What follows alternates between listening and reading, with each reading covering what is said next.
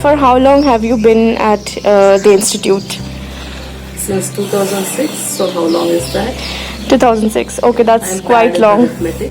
I teach courses related to mathematics and theoretical computer science. Okay. Ma'am, you recently got published at Nature Journal for your work and research. So, can you tell us about it? What is it exactly about? Okay, so I do not know the biological aspects that is there in that work. My contribution was in the graph theory portion.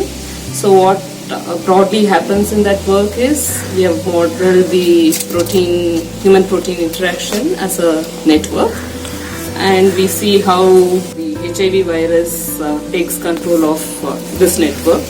Some graph parameters can be used in studying such a thing. Right. Now we move on to Ms. Priyanka, Dr. Priyanka Singh. She recently joined us at the institute. So, ma'am, first of all, what is your message for the students who are not here right now and are at home and studying and everything? So, I think the condition is improving now. So, I'm not a regular visitor to the campus, but I come at times when it's required. So, they can now think of coming to the campus. Of course, they have to get permission from our side also. Right.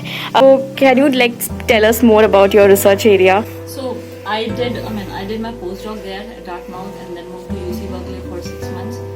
So my area basically in cryptography, privacy, forensics, multimedia security. So I work on different aspects.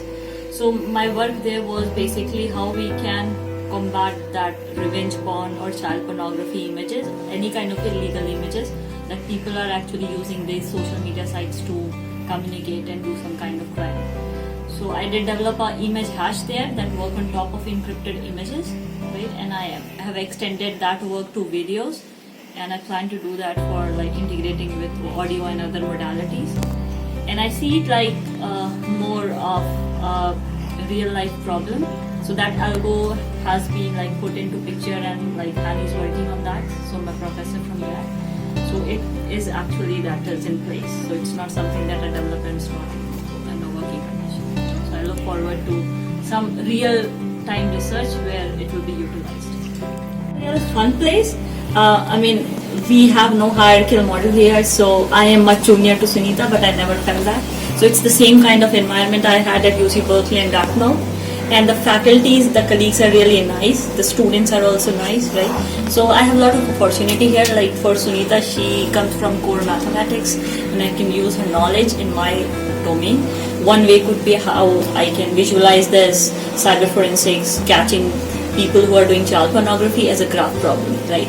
So Sunita can then give her expertise into this, and we can give some more fruitful research that will come out of it, right? So how do you Certainly. So there's another colleague of ours, Rahul Muthu. He keeps teasing me, saying that I can do anything for graph theory. I tend to agree with him. Right. Yeah, I'm sure you can do that. Yes. Certainly. Right. So, ma'am, since Women's Day is around the corner, what message do you have, especially for the women out there? What sort of message you want to share with them? Okay, so if I see my own journey, so I feel that there is no way that we can be stopped as a woman. More women are coming into technology, engineering, right? And you can have a lot of opportunities they are floating, so you should always be welcoming any opportunity that knocks your door, right? You shouldn't be restricted to opportunities in India, in US. You should explore as many opportunities you have, and you never know what good you can do out of your own experience, right? So, and I had a talk also for MIT when I joined here. So, I never thought of that I would get that. So, these are opportunities that you never know when they'll come to your door. Right. Ma'am, what do you have to say? But you will find your way. Be vigilant. All right.